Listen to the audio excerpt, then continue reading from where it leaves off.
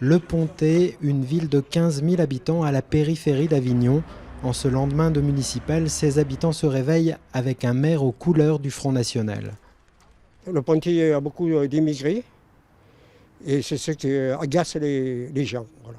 Surtout les personnes âgées qui ont peur. Mais à proprement parler, il n'y avait pas tant d'insécurité que ça. C'est un candidat comme un autre, quoi. Je veux dire, voilà. Donc, je suis surpris que vous veniez me voir, ou même voir les gens, quoi. Ils sont libres de faire libres de voter ce qu'ils veulent. Et puis voilà, il faut attendre. Attendre d'être jugé, c'est aussi le credo de Joris Ebrard qui a réuni plus de 42% des suffrages. Âgé de 31 ans, ce masseur-kinésithérapeute, novice en politique, va maintenant devoir faire ses preuves.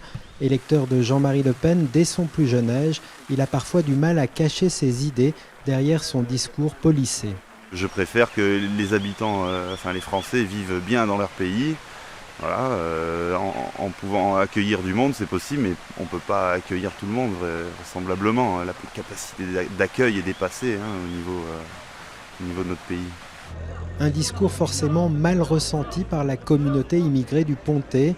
Très présente dans cette unique barre du centre-ville, elle a souvent été accusée par les candidats de droite d'être une affiche en 3D pour le Front National.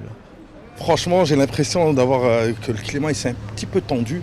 On sent que tout le monde est un peu sur les nerfs, on va dire. Ça va créer des conflits, ça va plus attiser le feu que ce que ça devrait le faire en fait, quoi. On se sent visé parce que il y a quand même des propos qui sont lancés.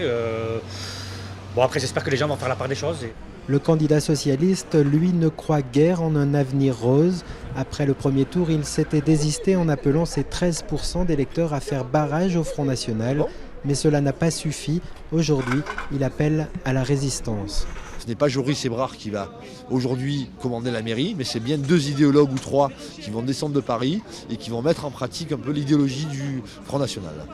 Comme une bonne dizaine d'autres villes, le Pontet va donc devenir l'un des laboratoires du Front National, un tremplin vers d'autres élections, espèrent les uns, ou la preuve de son incompétence pour ses détracteurs. Réponse dans les prochains mois.